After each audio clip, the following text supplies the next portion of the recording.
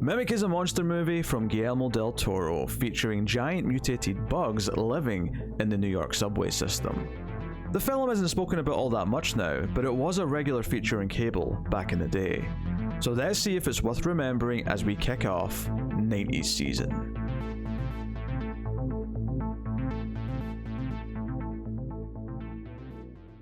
Welcome everyone to the Atomic Cinema Experiment. I am Peter, and joining me as always is Tara. Greetings, citizens. This is a science fiction movie podcast. We get together, we've watched the movie, and we talk about it. It's really quite that simple.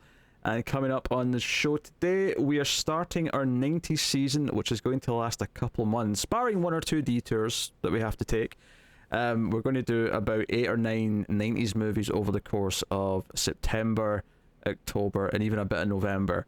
And part of the reason for this is that at the end of the year we're going to do a top 25 sci-fi movies of the 1990s. We'll each make our own list, so we're going to spend the next couple of months reminding ourselves of certain movies that maybe we've forgotten a little bit over time, catching some new things that neither of us have seen before, or vice versa, one or the other. So yeah, hopefully you'll enjoy this. There'll be like I say, there'll be a little diversion here or there, because for example, Star Wars won the vote for the month, so we'll be doing at least one non-90s movie this month. But we're going to otherwise stick to 90s sci-fi, and we are starting with this episode, which is Mimic, which is a Guillermo del Toro movie from 1997, which I have seen before, and so did you, I think. Mm-hmm. Saw it in the theater. Oh wow, okay. I saw this back on pay-per-view. When I bought this, or I convinced my parents to buy it for me. Back when there was 4 movie pay-per-view channels, and you had to tune in at the right time and pay for it, and put in your PIN. Mm-hmm. That was kind of a short-lived period of time, but I remember it well. I think I was young enough that it felt like a long time at the time. Yeah, but if you look back, exactly. Yeah, it's not that long. It's probably the way a lot of technology goes. Yeah. I think, yeah, from the age of about, 7 through 11, that was a thing. And then, we drifted away into video on demand territory. Not maybe a bit later than that. I wasn't 11 when that started. But anyway, yeah, so this is kind of a cable staple. Oh, that rhymed. Oh. I felt a shiver when I said that. Hold on to that for when you start your band. Ah, staple cable. Cable staple. Anyway, so it's a monster movie. It is, a giant insect, or cockroach style monster, and we'll get into it. We'll start spoiler free as we always do. We'll give you a warning before we get to the spoilers, and we'll revisit this. I've never seen either of the direct-to-video sequels. It makes sense that we'll probably do them as bonus episodes on Patreon at some point in the near future, because why not? Yes. But obviously the first one is a proper movie release, and we'll get into it.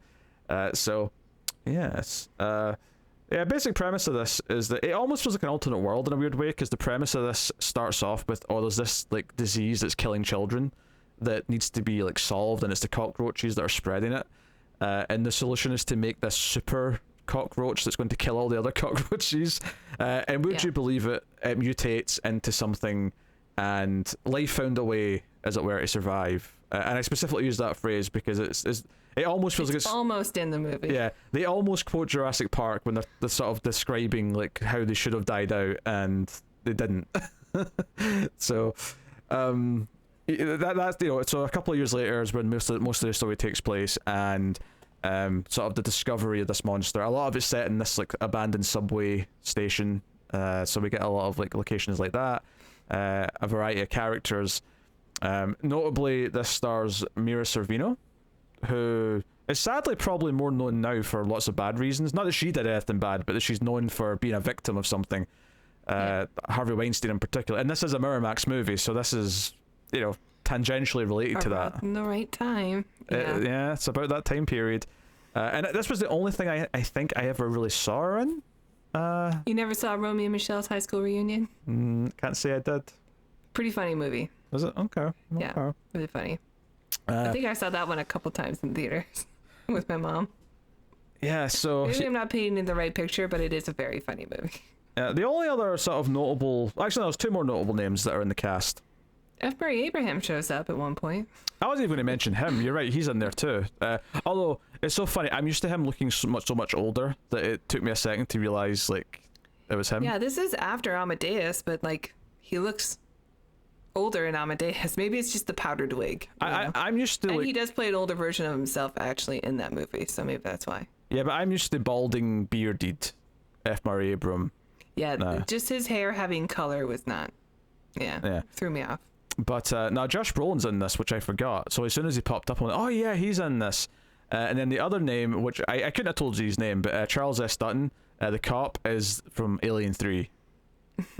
But okay. But it didn't click. I actually didn't realize it was him, and then I saw him in the credits or in the IMDb when I looked up, and I went, wait a minute. And I think I didn't notice because, and I don't mean this in a bad way, but he's eating some donuts, I think, between Alien 3 and Mimic, and he's a bit, he's a bit bigger, a bit rounder. Happens to the best of us. Yeah. You know who else is in this is Daryl from The Walking Dead. Oh yeah, he's got like a tiny role, but I mean, and he is unrecognizable. Oh yeah, it took me. He's so young. It took me a minute to realize it was him, and then I went, oh yeah, he's in Blade 2. He's like friends with Del Toro, so. Yeah, and I guess they both were in that video game. They were both in Death Stranding. Yeah. I saw it in the IMDb also, and I went, well, who was he? Like, I watched the whole movie. Who was he? And I actually had to look and like type in his name and his character name and Mimic to see what the scene was. Yeah, and when I watched it again, I was like, I don't recognize. I don't see it when I don't even know what you call that job, but he's like unclogging like the sewage system where everything gets pumped out. Yeah, he works at like the wastewater treatment plant. Yeah.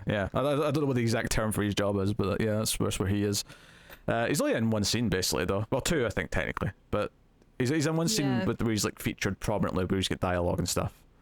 And I don't hear it. Like he talks, and I'm just used to him being so like somber, grunting. He's like a lively young adult in this.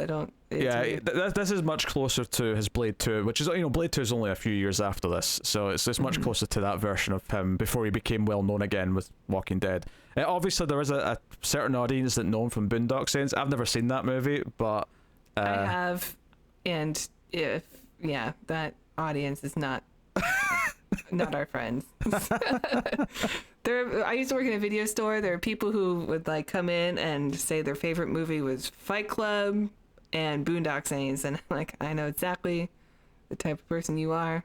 We are not friends. I would judge them. That's if I worked at a video store, I would judge everyone. I'd be so judgmental about everyone who walked in the door. Like, yeah, no denying it. One time a guy came in with his kid, and the kid was playing with a toy dragon or something, and the kid goes, his name is Dutch. And I looked at the dad, and he looked at me, he's like, from Predator? And the kid's like, what's that? I'm like, oh, he just came to Dutch on his own. But he and I both had the look like, did the kid watch Predator on TV or something? I judge that guy, but in a good way. Okay, yes. Yeah, some judgments are good. Some judgments can be positive. Everyone else in this movie, I don't think I really know them from anything. Well, there's a bunch more, but the main sort of male lead, the boyfriend, I guess Jeremy husband. Northam, I'm pretty sure I've seen in some Sensibility or something. That's what I'm talking about. Like I don't know him from anything else. I know him from the r/vintage lady boners. He always pops. There's some fan on there. She always puts pictures of him up there. Okay, good to know. Good to know you follow r/vintage lady boners.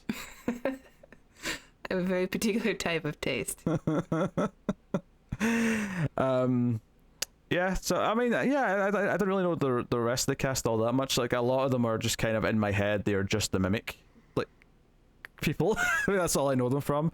But yeah, so it's got a very particular look to it. It's very much of its time. It looks like a grimy 90s movie. Does it look like Fincher to you? It has that Fincher filter on it, it's got a little bit of a Fincher-esque. I would actually say, though, that it's not really inspired by Fincher, because I think Del Toro's earlier movies that he didn't make in the US also have this kind of look to them. So I have seen Chronos. Yeah. I guess, I can see the similarities there. So I think that's just... El del Toro also has kind of a similar look, and I think his looks more inspired though, because there's definitely like European directors that sort of do that as well. So I think that's where that comes from, rather than it being like a direct. Although maybe that's why like it appealed to like American distributors though, is like, oh, you look like Fincher, you're doing Fincher stuff. Yeah, everyone's still high on Seven. Yeah, this is like 2 years after that, so you know it's all very hot. And hell, you've got a dude from Alien 3 in this. You've got Fincher. That's right. Connective tissue.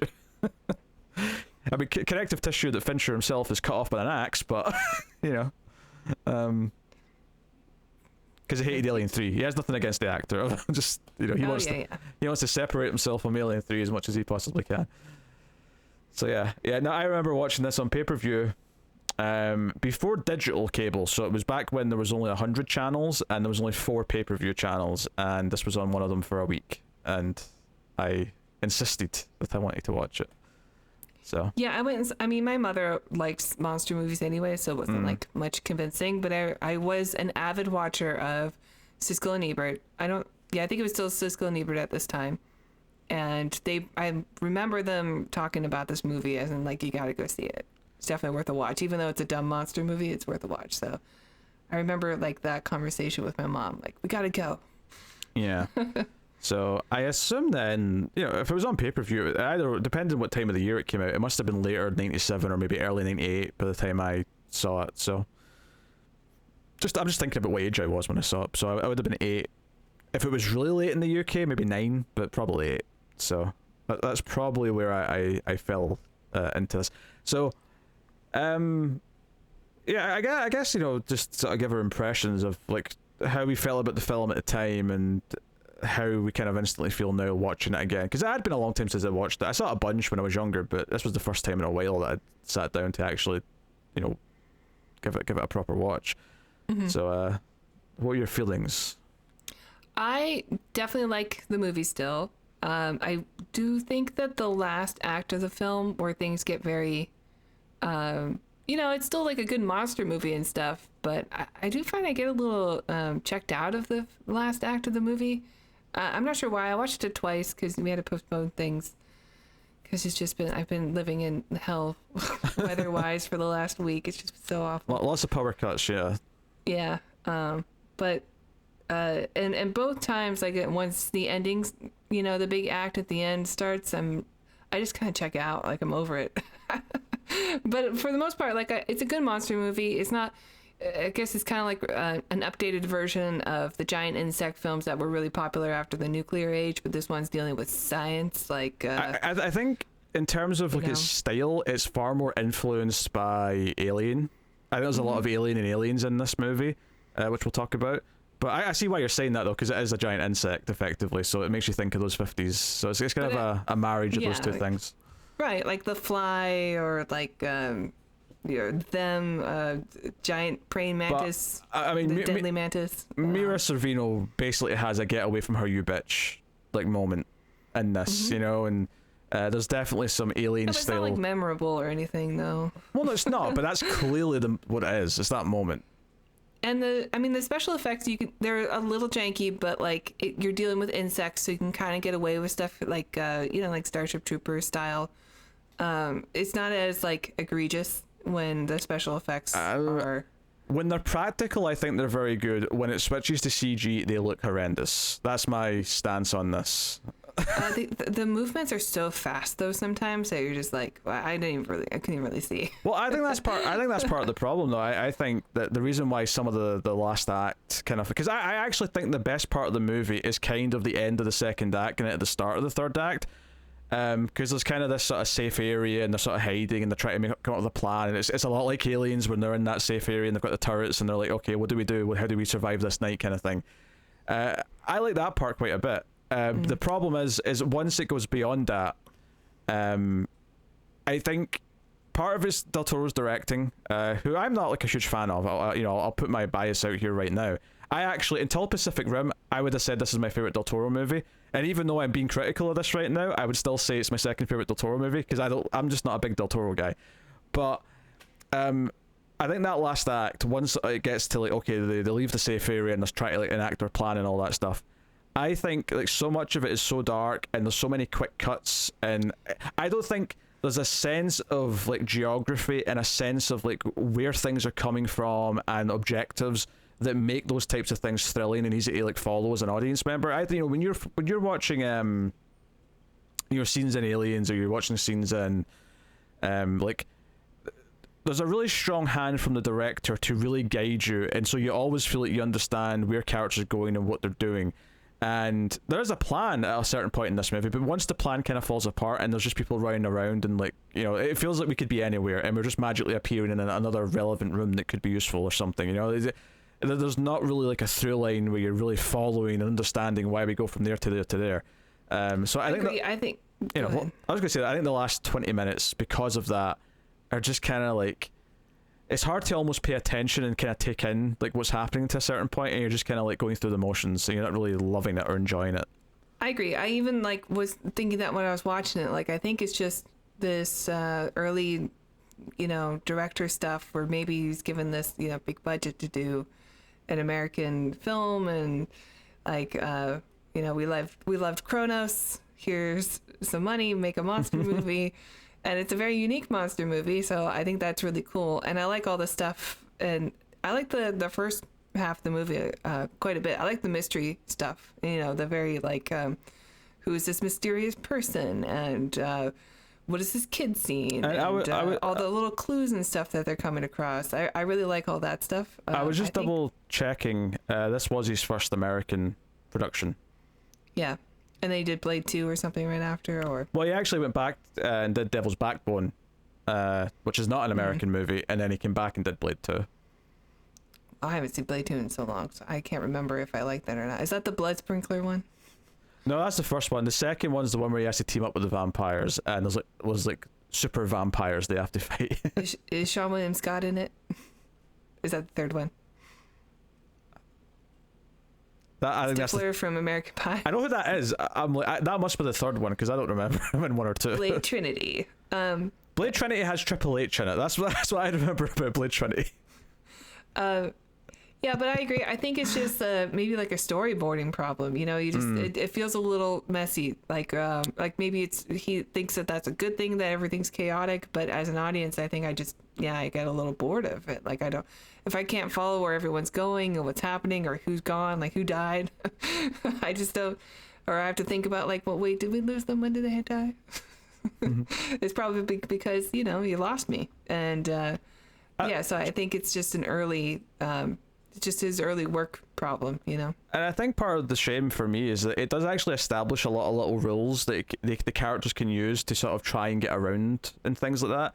And it feels like it follows them until it just wants to not follow them anymore and just have chaos happen. And then chaos happens, and I'm like, well, I was enjoying the rules. Like, do something that sort of like, you know, give it a reason. That is basically all I'm saying. So that's kind of a shame. Like, I do like more or less how the movie looks, and it does feel kind of unique. It feels like a very grimy world, like you said. It feels kind of almost like Fincher's 7 like universe in a weird way. There's kind of a tone to it, which I appreciate.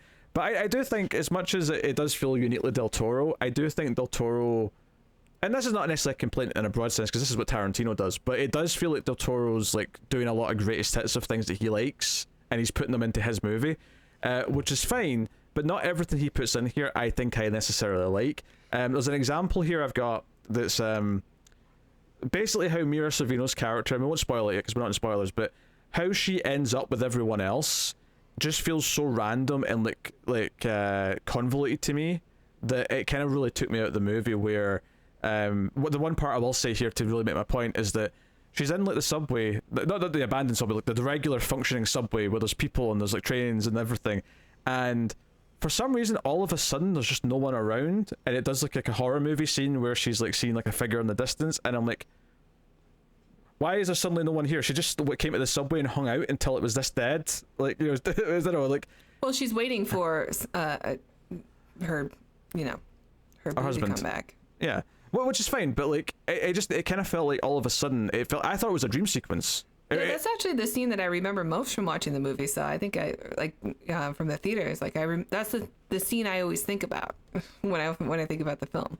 It feels like to me he really wanted to do this scene so much but I just don't think it made that much sense in the moment for me. So it really kind of stuck out to me as like, you really wanted to do this creepy scene where it's just her and the potential monster in like the subway, but like all of a sudden there's just no one around at all. I don't know, it just, because it didn't feel like there was like a time lapse where like people were slowly like getting thinner and thinner. It just kind of felt like all of a sudden, and to the point where I legitimately thought it was a dream sequence and that she was going to wake up, that she'd fallen asleep on the bench or something like that, and then oh no, like this is all just real, and this is just how she gets involved in like the rest of the movie. So like there's little things like that sprinkled throughout where I feel like some of the old 90s and like further back tropes kind of sneaking in, stuff that movies just don't get away with anymore. That you know, and there's a lot of things about movies that I wish we did bring back, but this sort of like moment is not one of them. It's interesting that you said there's Del Toro stuff that you don't like in this. When I watch the movie, I don't see Del Toro's hand in this very much. Like, it doesn't look or feel like a Del Toro movie to me. It actually feels like the most like not his film from his filmography that I can remember. I completely disagree. I think it looks exactly like a Del Toro movie. It looks like the same guy that made Kronos. It looks like the same guy who made certainly his earlier films. Like his characters also feel very Del Toro to me.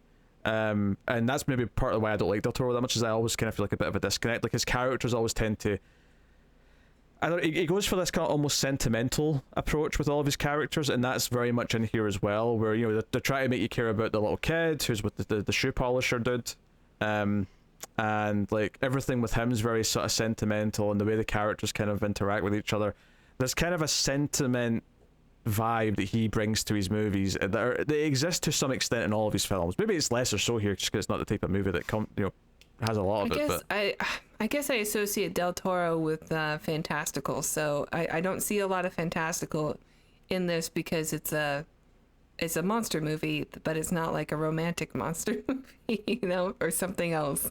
There's always something else layered into his films that I don't see in this. There's not in the story, but I definitely see his hand in how the characters are handled and how the movie looks and like how it flows. Like even the monster doesn't really feel Del Toro to me. I don't know. Maybe you're right. I just don't. I'm used to the fantasy of Del Toro's work. You know, I don't see this as very much his. Like I honestly was surprised to learn it was Del Toro, and I knew that, you know, before this podcast, but I remember having that moment. It was like, oh, that was him. Like I wouldn't have guessed it was him.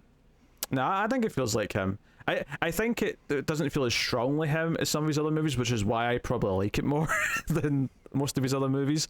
I mean, I like some of his movies. I thought Nightmare Alley was okay, and same with Shape of Water. I don't think that was the best picture of the year, but for the most part, like his movies always offer something to look at that's really cool. But I agree that his writing of the dialogue in his films are usually leave something to be desired. Like I just can't connect with the people.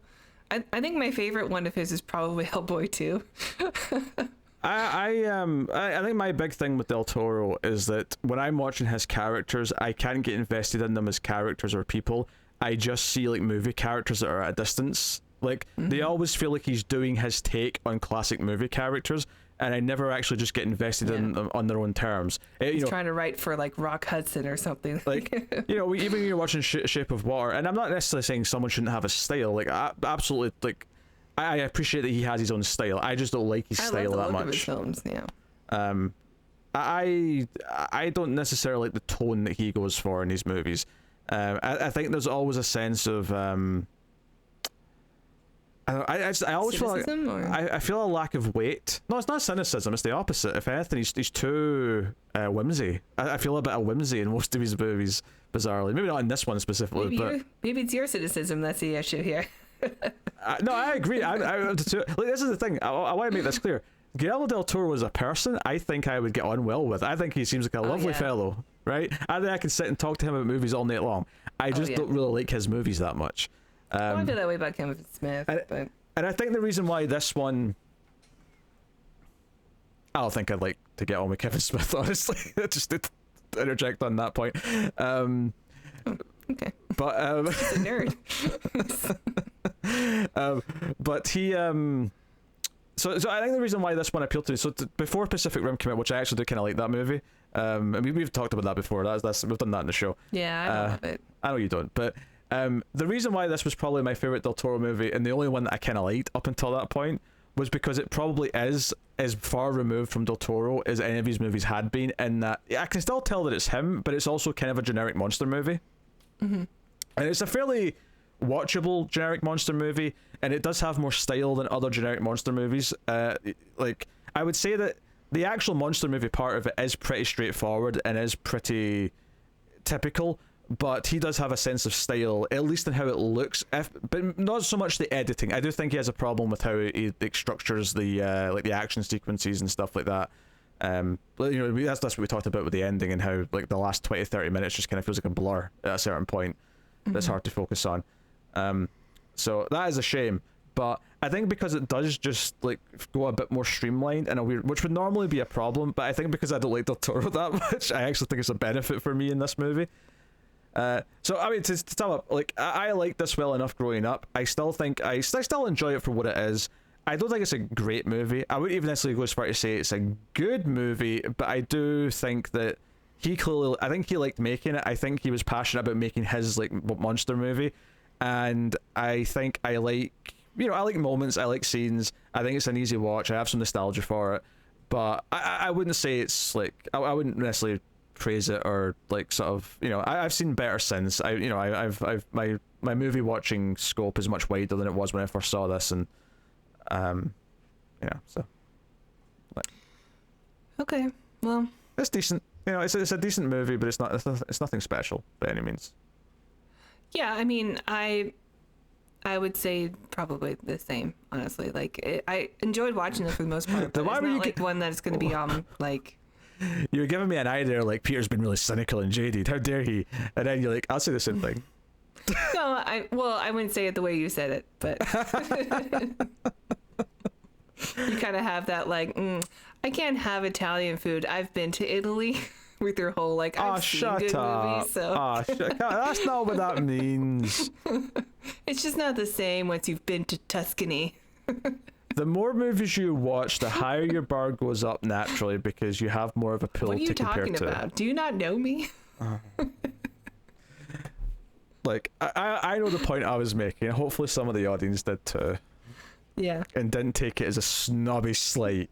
Like, I don't think it's unfair to say that my standards as an adult are a bit higher than when I was like 9 when I first watched this. I think that's a pretty normal course of life. Yeah, okay. But how do you feel about 95 Judge Dredd? Oh, I love that movie. I love Judge Dredd 1995. Yeah. But that's different. No, I like that. I partly like that because of how stupid it is. I love the cheesiness of that. Yeah, I know. I'm just making fun. I think, you know, one of the things that's, you know, tone and vibe is such a hard thing to sort of pinpoint and say why you like certain things and don't like others, and it's such a fine line where I do get frustrated when someone assumes I'll like something or not like something because I don't like or like something else. And I think to people sometimes two things, well, these are two of the same type of thing. Why do you like this one and not that one? And sometimes it's just one simple little thing about the tone or the vibe that just clicks with me or doesn't. It's like, you know, we talked about Flash Gordon last episode. Like, why, you know, I couldn't get into that, but I can get into the badness of 95 Judge Dredd. Like, and maybe it's because that was unintentionally what it was, as opposed to Flash Gordon, which was trying to, you know, it's almost like Tommy Wiseau trying to make a intentionally bad movie. It's never going to be as good as The Room, because The Room was unintentionally bad, and that's part of it. But, you know, whatever. Yeah.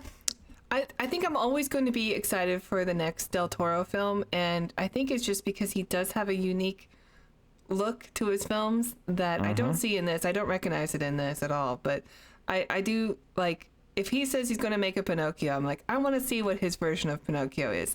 I may not like it, but like, I still want to see it, because there's not, you know, one of the problems that we talk about with modern films is that the creature designs tend to be kind of the same thing now. Like, we have like two pools. There's like an octopus thing with tentacles, or there's like an alligator based creature, and that's all we get now. And I like that his movies, I'm still going to expect a new design that's very him, that feels kind of retro but new and updated, that we don't really get anymore in movies, and I'm always like excited to see the next thing that he's going to come up with for that. But like I said, like I do have the same kind of disconnect with his characters and his dialogue a lot of the time, where I'm just not going to love it, but I still like appreciate and look forward to his vision, you know? I think I would like to counterpart what you said there, at least the way I feel about it, is that he might be different from other creatures in terms of the ones he puts in his movies, but I think he has a kind of same thing he keeps going back to. I think you can look at Abe Sapien, which he didn't design admittedly, but Abe Sapien and Hellboy, you can look at the monster in Pan's Labyrinth, and then the fish monster and the fish sex one.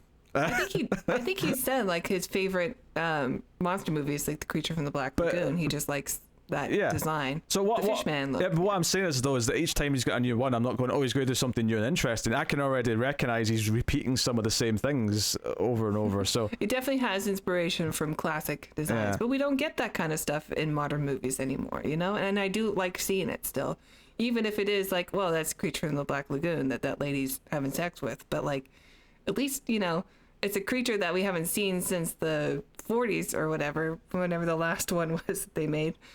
You know?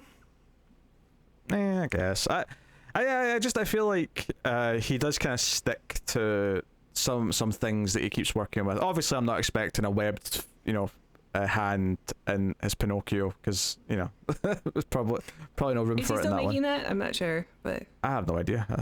I don't really keep track of Del Toro's upcoming work. So I will say, like, I'm very disappointed that he backed out of the Hobbit films when it was already like in production still too. Like, I just would have loved to have seen his version of like, an actual fantasy, and it probably would have been one film, and it would have been, at least exciting to see a new vision of it.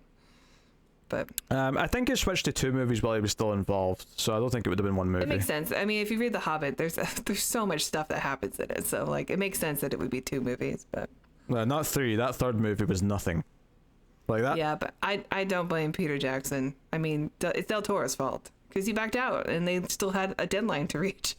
I don't know if that's Del Toro. I think it's just the studio wanting to milk it for everything. They wanted a third movie, so they took like what might have been 10 minutes of story and stretched it out to 2.5 hours. I'm telling you, I watched everything about the Hobbit films. I watched the extended edition. I watched all the behind the scenes stuff. I'm deep into what happened on the set. Okay, sure, right. I will accept you know far more about the production of the Hobbit than me, right? But I'm just saying. I'm just saying. No, all I'm trying to say is that third Hobbit movie is one of the most embarrassingly bad big budget movies I've ever seen. It's and you know who's the first to tell you that in the commentary? Peter Jackson. Yeah, the whole commentary and the extended edition, which doesn't help at all. Like the extended edition doesn't give you anything that clears things up. The theatrical it's just one long apology. The theatrical movie is like 2 hours too long. Never made the extended cut. Well, I mean, I don't own them. I own the other 3, but I don't own those. I mean, I like the first 2 Hobbit movies well enough, but the third one is just, it's just a mess, and there's a reason for it, and one of the reasons is Guillermo del Toro. Yeah, I mean, I don't have a horse in this race. I mean, I have no interest in The Hobbit. I don't really like Guillermo del Toro. I even really like Peter Jackson. I mean, I like Braindead well enough. Frighteners? You don't like Frighteners? I don't like Frighteners that much. I think Frighteners should appeal to me. I've watched it like 3 times, and I've been underwhelmed every time I've watched it. I like that movie. And I like Michael J. Fox, obviously. What's not to love? It's Martin McFly. But Herbert West is in it too. Herbert West is in it, and I think it's a underwhelming movie. We're spiraling into other things here, so let's get back on it. Let's get into the plot. Let's get into spoilers on Mimic. So full spoilers for Mimic from this point on. But I think the reason why we went on that little tangent is because I think Guillermo del Toro and Peter Jackson are kind of related in my mind, because they are, not just because they're related because of The Hobbit, but because they are 2 directors who are kind of well liked for a couple of big things that I just, I'm just not. I don't they're not my things. So I don't have this like love for them that a lot of like movie nerds do. So, but hey, so yeah, spoilers for Mimic from this point forth. Movie stars with really like sad imagery of like empty playgrounds, and then we see like all the hospital beds and how Mira Sorvino meets her husband who's worked for the CDC. Which, can I just say on that topic, the number of like CDC like crime scenes, if you want to call them that, where they go in and investigate things and no one's wearing a goddamn face mask was really bugging me. I was like, come on. You think this shit that's hanging on the ceiling might like have something in it that's you know that's going to spread a pandemic, and you think maybe a face mask just in case? I don't know. Also, do people in the CDC have like police badges? I don't know. Did you see one? Yeah, he whips one out. He goes up to the crime scene and whips out a badge. It looks like a cop badge. CDC. I'm in the CDC, and I'm like, I don't know. That's cool though. I don't know. They kind of treat him and Josh Brolin like they're cops, but they're actually working for the CDC. They kind of act like cops, don't they? They do. Like detectives. They really do act like detectives. The way they show up in this movie. Maybe CDC has a detective branch. Who knows? I mean, maybe there are badged I don't know, yeah. CDC people, but this felt like it's like a part of the crime scene investigation. You know, it's the like, virus side. Maybe these types of like CDC like workers do exist, but all it felt like to me was like they didn't do any research. They don't know how CDC people actually work, so we're just going to write them as cops, and that's what they are in this. This is like Brad Pitt. They have investigators, right? This is like Brad Pitt and Morgan Freeman rolling up in Seven, except instead of looking at a murder, they're looking at shit on the ceiling. That's what this is. And you don't like this movie? I like it well enough. I enjoy it for what it is. But it's that's just really stuck out to me early on. But yeah, so this is I mean, we've gone through a pandemic now. So so basically they released their bugs to kill everything. We skip 3 years later. We see that Mira Sorvino and the new boyfriend have gotten married. They're trying to have a kid. Obviously, one of the big themes of the movie is that they're trying to get pregnant but seemingly can't. Although we find out that she actually has tested positive before she finds out. And there's a bit of a thing here where maybe she's being punished by not getting pregnant because she played God and created this other species, and there's a bit of a her old professor F. Murray Abrams kind of like, oh, you did something ungodly. But then again, the reason why I have healthy grandkids right now running around is probably because of you, because every kid in New York apparently was dying from this disease. So yeah, so and she got rid of all the cockroaches. Why aren't everybody they should be thanking her, because screw roaches. Ugh. Part of me thinks like the city infrastructure in New York would collapse if there wasn't the cockroaches there to prop it up. Like cockroaches are only around to survive the Holocaust, the nuclear Holocaust that's going to happen, and then after that, it'll be a cockroach world. They're instrumental in holding up the city. That's what I'm saying. And to be friends with Wally. So yeah, but yeah, so there's this obviously the monsters killed a guy on the roof, and I say monster because it feels like there's only one for a while, but then obviously by the time you get to the end you realize there's like tons of them. But it's called Mimic, of course, because this insect, this giant like human-sized insect, can sort of like form a shape that looks vaguely human from a distance, and that's kind of the driving force behind the name. But there's a lot of stuff early on here where these kids find a bug and try to sell it to Mira Sorvino, and it turns out to be like a new baby of the species she created, which sets up that, oh shit, we have to deal with this. Like if they're breeding, this could be bad. So they're all supposed to die out within 6 months. Yep, they weren't supposed to be able to breed, but they did. So that leads to sort of investigating where they found this bug, and they go into like the subway, and it leads down to the underneath the city and all these abandoned there's a lot of abandoned subway like areas in this movie. Like I don't know how much of that is real or not, but I mean maybe. It feels like it does feel like a very movie thing to have all that. I think. Yeah.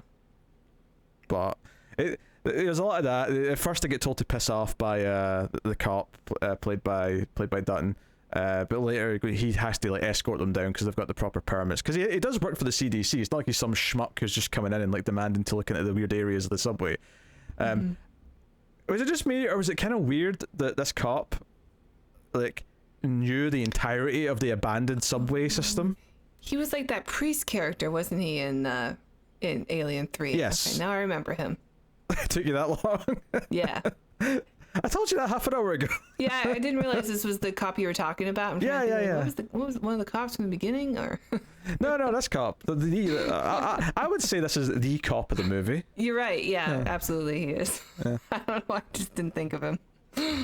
Yeah, he it's very handy that he not only knows all the abandoned layers of the subway system that have not been used in decades, but he also knows how to like rewire to turn things back on, and like this cop, like, he's just there to guard the train platform. Like, that's his job. He probably has a lot of free time. He just goes over the records and the old instruction manuals. He's got time to shine his boots and read the paper. Why not? Yeah. The shoe shiner, of course, another main character, and his kid who is good at doing the spoons, and he can hear like different footsteps and tell you what shoes people are wearing. Another one of this common thing that we've seen in the last like month of all kids on the spectrum are also savants. This isn't as bad as like what the Predator did, but I definitely was thinking about it as like, oh, he's got this special ability kind of thing. It definitely felt like it was of that genre of trope. Yeah, it's a trope. Yeah. Every kid's got to be gifted. Yeah. But this is the kid that eventually Mira Sorvino is going to have to save, and this is her new. Although she doesn't actually spend much time with him though, so it doesn't have the same kind of like impact. No. She has one scene with them on the train platform before she finds him like way late in the movie. I like the I don't know if it's father or grandfather, but I like this actor who plays the guardian of this kid, and he seems very Del Toro to me. Like, I wonder if he's a holdover from like it could be from Kronos or something, but I don't know. I don't recognize him from anything though. Giancarlo Giannini is his name. Oh, he sounds Italian. It sounds very Italian. I was just clicking on him. Maybe he'll be Geppetto in this Pinocchio movie. He was in a couple of the Craig Bond movies. He was in Man on Fire with Denzel Washington. Oh, okay. So he's been in things. Yeah. He's got a good face, good voice. I liked watching him. I like liked very like a caricature face almost, like unique. I like that. I like good faces, not just pretty, but like structure. I mean, I don't feel strongly about his face like you do, but I enjoyed watching his performance. He had a very kind of homely and fatherly kind of feel to him. I did think it was kind of a weird way they talked about, like the way he talked about his son. Like, it was kind of sweet the way that he looked after him, but at the same time, when Mira Sorvino says, "Doesn't he go to school? Because it's the middle of the day. Why is he here?" And he's like, "He doesn't need school. He's special." And I'm like, that sounds like bad parenting to me. A little bit, yeah. Don't you think you should be around kids? Maybe like learn forming social bonds. Yeah. So yeah, is he just teaching him the ways of shoe polishing so that he can follow in your footsteps? No pun intended. Shoes, feet. No. I think this comes back to what I was saying before, how his movie characters just feel like movie characters to me. And they're not annoying characters. This is not like I'm watching a Paul W.S. Anderson movie, and it's the complete flip side where they're just these like annoying husks. These do feel like movie characters, but they feel like just movie characters. What were you laughing at? Husk. Okay. Like an insect. Yeah. Okay. I didn't mean that one, but yeah. Okay. But when I watch a Paul W.S. Anderson movie, the humans are the cockroaches. Oh. No? Okay. Yeah. Oh, good. All right. So yes, there's a lot of investigating things. So So the two kids that try and sell her the bug in the cornflake box, they think there's money to be made by finding the nest of these bugs. So they go looking for it in the subway and get killed. So I'm going to give it points.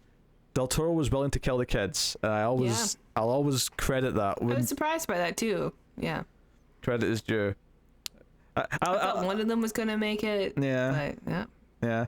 First, the kid gets stuck in a bunch of barbed wire and like cutting up his legs, and then he gets like killed, ripped apart by a big old insect man. Yep. And then the bodies like show up at the water treatment plant, which is how we bring those characters into it. You know, they report it, and Mira Sorvino goes out to talk because she's got a best friend who's in a band who just kind of disappears halfway through the movie. I thought she was fodder, not necessarily this time, but the first time I watched it, I think I would have assumed she was fodder for a kill later on, but she just disappears after halfway. She's there because she knows Norman Reedus, and she's there to generally help her out occasionally, and that's it.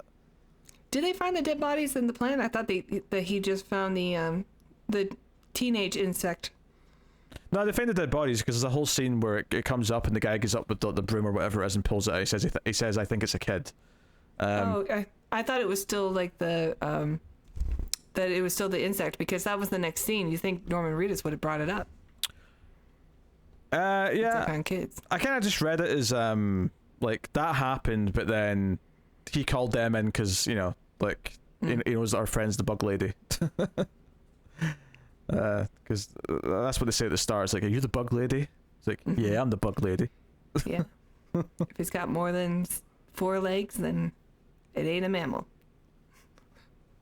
It's the Norman Reedus line. It is, yes. I suppose technically that's still true. I was going to say a whale's a mammal, but I suppose that's still less than 4 legs technically.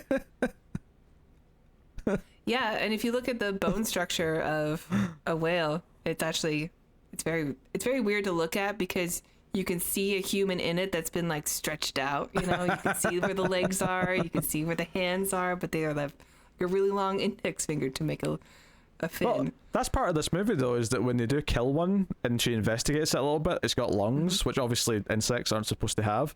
So it's part of the mimicking process. Yeah, I thought that was interesting. Just how it works in general, I thought was interesting. And also, like, isn't that the reason we don't have giant insects nowadays? Is because of oxygen levels and stuff, and when they're not like able to breathe enough. So maybe they would have to have that kind of adaptation in order to get the size that they do, which is of like a 6-foot-tall man. Well, the way she describes it in the movie is that to create this species that killed all the cockroaches, they effectively gave it this, like, it was like it was evolving, jumping by generations, like, very quickly. So as she compares it to like 40,000 years of like human evolution or something like that. So that's kind of the idea, is that in 3 years it's become this, human-sized mimic insect thing. There's a good episode of Futurama about nanites that has the same thing. Oh, okay. One of the newer season ones too, which are not as good as the old ones. Not to sound like that person, but they're not as funny. I mean, it's not that controversial to say. I mean, everyone agrees that The Simpsons was good for about 10 years, and then it's been going for another 25 of not good years. Yeah. There's only so many good. There were some strong episodes in the Futurama when it was brought back, but for the most part, they were just kind of So they weren't the gold that they used to be. Anyway, so Peter, who's the husband character, and Josh Brolin are going down with the cop. His name Josh. Oh yeah. They go down with the cop to investigate the tunnels, and they keep going down. Eventually, they're on a platform that collapses. So Josh Brolin's still up, and he goes back up for help. He gets killed on his way though, so we get like him on his own, just kind of like getting stalked, and then he's like climbing up into like some sort of like abandoned kitchen, and he gets like stabbed, and blood starts pouring out of his mouth, and he gets pulled under. I like that scene though. I liked his escape scene where it was very tense. And, he's in this one, like, he's trying to get through like a sewer line or whatever, and reach this one cable thing. And I mean, the Bugman does look very CG, but I do like his that scene is very tense, and he's still like, we get the blood at the end, so doesn't quite make it. Yeah. It's a decent enough kill. Like, it's enjoyable enough. And it's right around here where Mira Sorvino gets, like, kidnapped. Because that was one of the things I was thinking about the kid, is that the kid, like, ends up down here on his own, and that's why the father ends up down, because he's looking for him. But like the insects don't want to kill him. They seem to be quite, he thinks they're his friend because he's he's confused. He's not in school. He doesn't know any better. He doesn't understand. One of the things that's weird about that, though, actually, this idea that the kid mimics them by mimicking the footsteps with the spoons, right? I think what's weird about that idea is that the movie specifically points out that they use scent to tell who the other bugs are, because that's a big part of the, when they get the dead bug, they rub the inner like mucus all over them to like cover them in their smell, so that the bugs don't know that they're human, that they're and assumes that they're fellow bugs, they're fellow mimics. Hello, fellow mimic. So if it works with the smell, then why would the sound of just the footsteps trick them? Well, I imagine it's just because like they were just confused by it, because it's clearly talking like an insect. But I mean, we don't know what it is, so we'll just take it back. I mean, they're bugs, so I don't know, think like a bug. I don't know what thinking like a bug means necessarily, but yeah, sure. You probably would be confused, Yeah, like, yeah. I suppose that's fair. This is not the normal, meal thing that we would deal with. We don't know what this is. I do like the whole, once they've got Mira Sorvino and they run back to the train car, and that's kind of their safe space for a bit because they rub the mucus all over the windows and all over themselves. I do appreciate that they're like, the rule to try and beat them is to mimic them, because that's their whole thing, is that they've been mimicking humans. I like that flip on it. I like that flip from a narrative perspective. I wish it just felt like it had more effect once like they left the car and they had their plan to like cut some cables or join some cables and get the train going. It kind of felt like after like a couple of minutes it just didn't matter anymore, and like, oh, the monsters are just chasing them all over the place now. Yeah, it would have been a cool sequence, I think, if we stuck to the subway car and used that to escape. I don't mind the idea that they have to destroy the nest, though. I mean, that makes sense for the film that they would have to do that. Find a way to do it. But it does get, like, everybody gets separated. No, everyone's on their own, except for she's eventually with the kid. But, like, everybody else is doing their own thing. And, yeah, it's a bit like, I don't know. Like, I don't... The subway stuff is just with the cop, and then Jeremy Northam is doing his thing, and she's doing her thing. And... Which, don't get me wrong, the cop like sacrificed himself because he's bleeding, and the blood attracts them. The fact that he goes out and like sort of lures them away to save the rest, that's fine. But I kind of wish that the plan was still to get the subway car moving and like sort of run back to it, and I could see how that would be very fun. Like that would be a more fun segment, and also it would be kind of cleaner, just because everyone would still be together. It is, yeah, but I think it would function better and be more satisfying. And like you say, it's fun and it's a monster movie, so I kind of want fun. That's kind of what I want from this. And I feel like because they all separate and we get these just different sort of like kind of mediocre climaxes with everyone, where Mira Sorvino goes up in the dumb waiter thing, and like eventually like meets the male, the king mimic, and effectively lures it into a subway train, because they get back up, they get up to like the active subway lines, and she kind of like does like a jump out the way at the last moment thing after she's like, get away from him, you asshole. Right, she has that kind of moment, and I actually really dislike Peter's like kind of like big finale moment, because it just felt like such a cheesy cliched movie moment where he blows up the nest with the gas and the lighter, but just as it's happening, somehow between, because it's not even the lighter, sorry, he drops the lighter and then he actually just starts ramming the metal like pipe onto the ground to make a spark.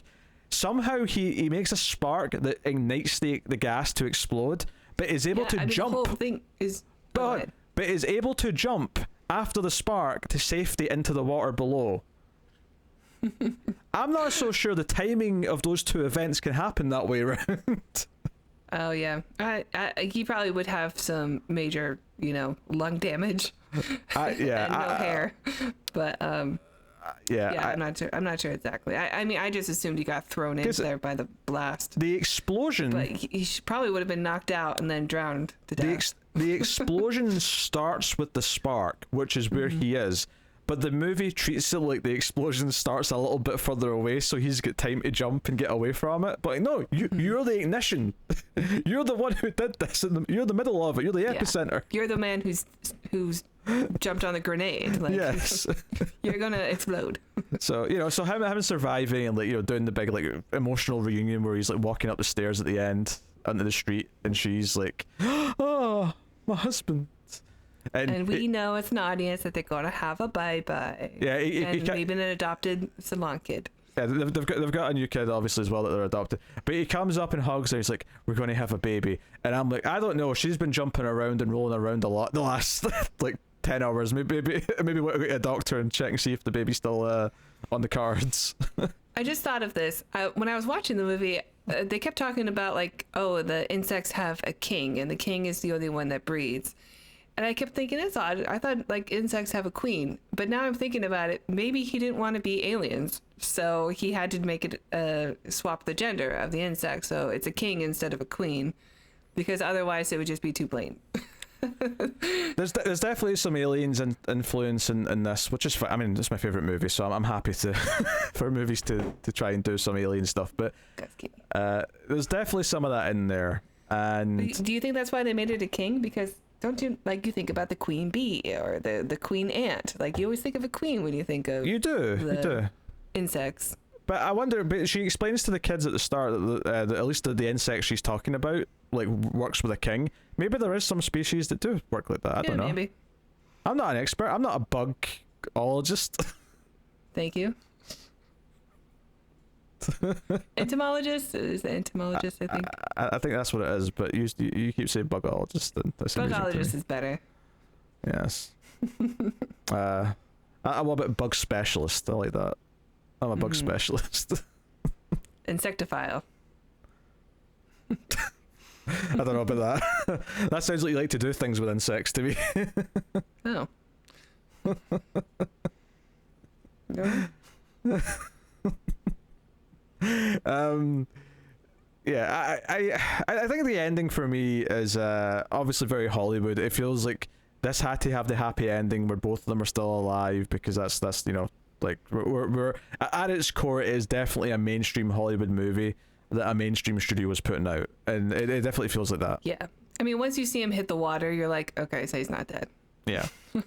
So they're gonna survive. Because I thought he was gonna make a sacrifice, and his memory would live on in their baby. Yeah, I couldn't remember if he survived or not, so I legitimately thought he was about to die, and then I saw the jump in the water and just kind of rolled my eyes. I was like, okay, that was a bit cheap. Like the way he set off this explosion, there is no way he also jumped in that water. But yeah, I don't think so either. I mean, it's whatever. It's a shame because I do think it sets up these rules of they use the smell so they can cover the body and the shit, which is maybe even arguably a little Predator. It's not visual, it's smell rather than the vision. But it made me think of that a little bit because they're smearing themselves. Well, it's also just hunters, right? Don't they use like scent cover-ups? So if they're like downwind, they don't trigger any like predators to come after them. That is true. Yeah.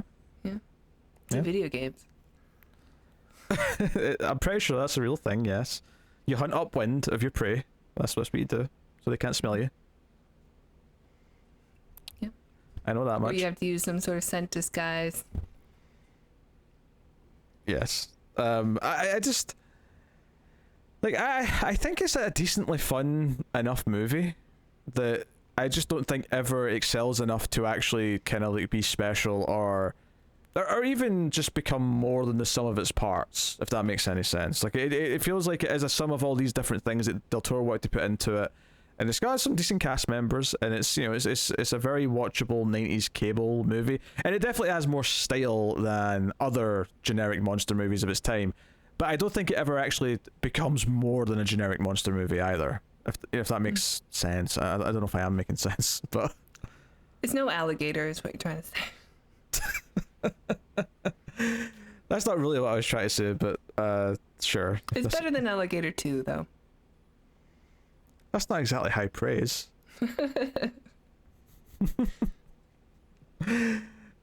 Check out our Patreon for our thoughts on Alligator and Alligator 2. I guess what I'm saying is that I kind of get why this movie's not really that remembered. It's kind of, like we remember it because we remember seeing it at the time, we remember it being on cable or whatever. I don't think this movie, I think the best thing we can compare this to actually that we talked about not too long ago was Species. because I think Species, while it's also not a great movie and does have its problems, I think Species is a little bit more remembered in the zeitgeist, at least for our generation, than Mimic Yeah, is. it's got naked ladies in it though. I don't think it's just that though. I think there's a level It's pretty of memorable. I think it's a level of pulp that it reaches because you have like Michael Madsen's performance against Forrest Whitaker, and you have just more memorable like characters interacting with each other, even if it's never beyond just like a cable staple. There you go. I'm going to use that Yeah, phrase it's got there. some good set. There you go, your band name. It's got some good set pieces in it also that, and some good puppetry or not puppetry, but like, you know, like the cocoon thing she's in is pretty cool. Yeah, it's got some bigger Like, set pieces. I would think rather than this, once they go into the subway, it all kind of becomes like the same look and stuff like that.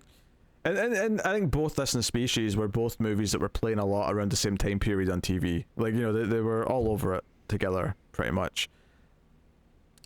Yeah, definitely the same audience. But I think Species is the better movie. It's definitely the one that I think is remembered better. And I don't remember what I rated it, but yeah, I think I would put Species over Mimic. yeah, I definitely would. Although both of them just kind of have a, you know, crap ending. Yeah, but I think Species' crap ending's much shorter. It's a much smaller part of the movie versus this. Yeah, it is. But there's still like problematic CG, things that take you out. It's too dark. Yes. They're underground. No, this is all true, but it's shorter. It's less of it, and the rest of the movie's better. So Yeah, okay. yeah, it's a Mimic is very watchable, but ultimately, to just go straight into my rating here, it is a 6 out of 10. I don't know if you're going to agree or dispute that. Considerably. Yeah, I actually was also going to give it a 6 out of 10. Hey, look at that. That was my rating going in. Cool. I think in my head I remembered it as like a 7, and watching it again I'm like, you know what, this is, you know, it's just not, it's more of a 6. It's more of a 6, and that's okay. Nothing wrong with that. It's still good. It's very watchable. That's it sounds like a backhanded compliment, but it's very watchable. It's not a waste of time. It's a good background movie. I wouldn't say you need to focus on it too much, but you know, you might put it on, have something whilst you're doing your jigsaw puzzle or something. Put on Mimic. Because I'm not going to recommend put on 2001: A Space Odyssey when you do the jigsaw. You focus on 2001. Well, I mean, how could you not? You give that your attention. Mimic, you can, you know, let sort of go on. So that's fine. I watched a movie called I Am Here Now. It definitely demands your attention. How dare you slip a Neil Breen movie into this review? I'm not having this. That's disrespect. I'll talk about it more in another video. Check out Patreon. How many Neil Breen movies I want to have to hear about when we do the next Meltdown episode? I'm not I've been excited. watching all of them. I've been putting off Pass Through because I actually ordered it from his janky website, and I'm hoping that he actually touched the envelope. We'll see. I'm pretty sure he did. I think he's individually mailing everyone himself. This is a one-man operation. I'm pretty sure. I'm getting a physical copy of Pass Through, and that's going to be a big event when I get that. Like, I could be wrong, but I'm fairly certain his the DVDs you buy from him look like burned DVDs. They don't look like a real release. They look like the copy that you've got off a guy at a street corner. I'll have to put gloves on, right? Not to spoil it. Anyway, no one knows who Neil Breen is who's watching this show, or very few people do. Anyway, What? this is super genius. niche. It's Brenius. He's a horrible movie director who makes lots of really terrible no budget movies, I think you just don't understand him. and he's delusional and thinks he's a genius. That's Neil Breen. Anyway, that has been the Atomic You're Cinema delusional. Experiment. This has been the Atomic Cinema Experiment. Tara, why don't you tell them about Patreon?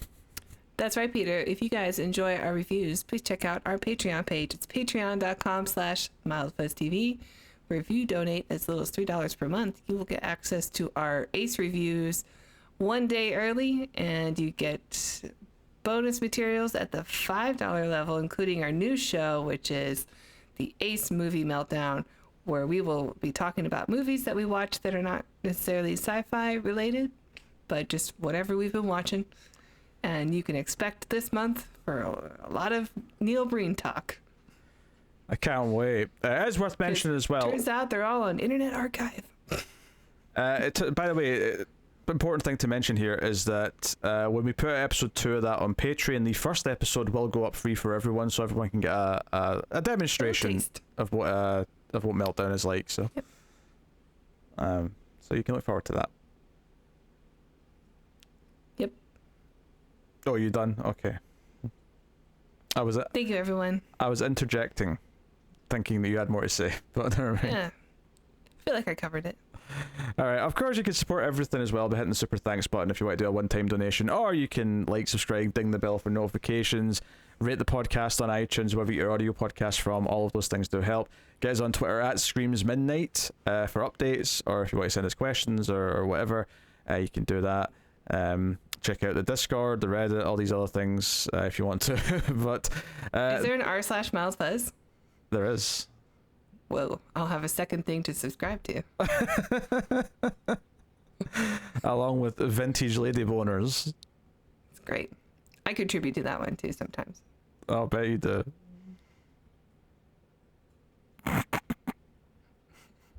For the audio listeners, I got some eyebrow movement there after I said that. I just want to point that out. Yeah. Alright, that's been the Atomic Cinema Experiment. Hopefully you're excited for more 90s movies over the next few months. So next week we're visiting one that neither of us have seen before. We're going to be looking at Screamers starring Peter Weller, so we'll see how that goes. But this has been Mimic. This has been the Atomic Cinema Experiment. Thank you once again for watching and listening. We always appreciate it. Keep watching sci-fi and computer at Salsa.